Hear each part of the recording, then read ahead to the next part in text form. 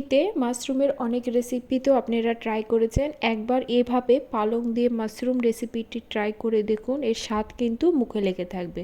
আজকে আমার রেসিপি পালং মাশরুম। এই রেসিপিটি এতটাই টেস্টি হয় এবং করাও কিন্তু খুব সহজ। রেসিপিটি শুরু করার আগে একটি অনুরোধ, ভিডিওটি ভালো লাগলে লাইক কমেন্ট করবেন এবং সাবস্ক্রাইব করে পাশে থাকবেন।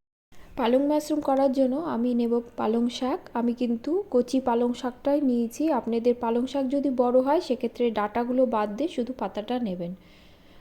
আর নেব মাশরুম। এখানে 200 গ্রামের মতো মাশরুম রয়েছে, একটি পাত্রে নিয়ে নেব। ভালো করে 2-3 বার জল দিয়ে ধুয়ে নেব।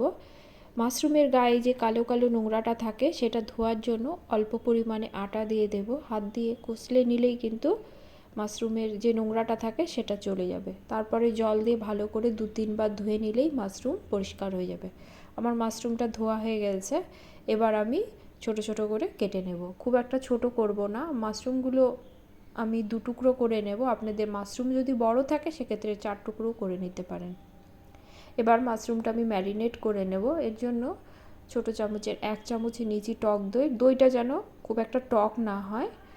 আর দেব অল্প নুন এবং কাশ্মীরি লঙ্কার গুঁড়ো। অল্প তেল দিয়ে ভালো করে মেখে 10 থেকে 15 মিনিটের মতো রেখে দেব। এবার একটি কড়া বসিয়ে দেব। এর মধ্যে দিয়ে দেব 2টো পেঁয়াজ, আমি একটু ঝুরি করে কেটে নিয়েছি, সেটা দিয়ে দেব। পেঁয়াজটা একটু নরম হয়ে এলে এর মধ্যে দিয়ে দেব 5 থেকে 6টা রসুন। আর দেব অল্প পরিমাণে আদা, 3 থেকে 4টে কাঁচা লঙ্কা। সব উপকরণ দিয়ে আরও মিনিট খানিকের মতো আমি ভেজে নেব। দিয়ে দেব 4-5টা কাজু, একটা বড় মাপের টমেটো দিয়ে দেব জিরে গুঁড়ো এবং ধনে গুঁড়ো। 1 মিনিটের মতো ভেজে নিয়ে আমি এর মধ্যে যোগ করব পালং শাক। পালং শাকগুলো আমি ভালো করে ধুয়ে ঝুরি করে কেটে নিয়েছিলাম।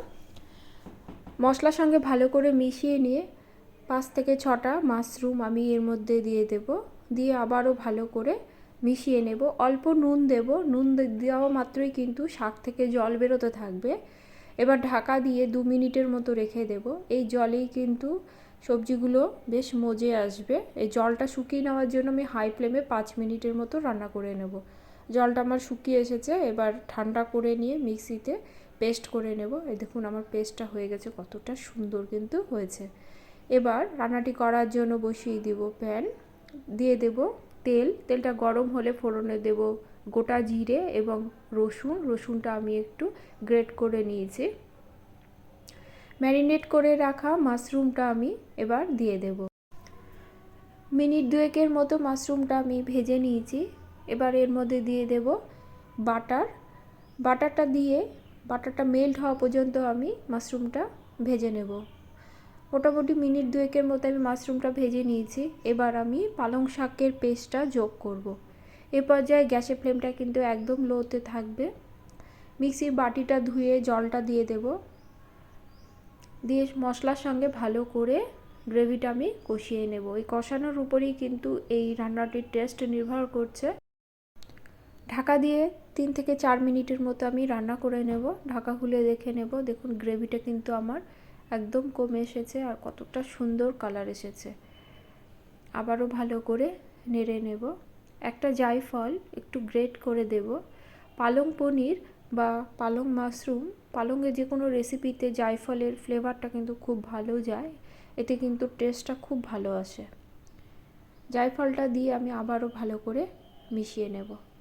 1 মিনিটের মতো রান্না করে নেব। রান্না করে নিলেই এই পালং মাশরুম কিন্তু রেডি হয়ে যাবে। আমার রান্নাটি হয়ে গেছে, দেখুন কতটা সুন্দর কালার এসেছে। এই রেসিপিটি যদি ভালো লাগে বাড়িতে ট্রাই করবেন এবং কমেন্টে কিন্তু আমাকে অবশ্যই জানাবেন। আজ তাহলে এ পর্যন্তই। দেখা হবে পরের কোনো রেসিপি নিয়ে। সকলে ভালো থাকবেন। ধন্যবাদ।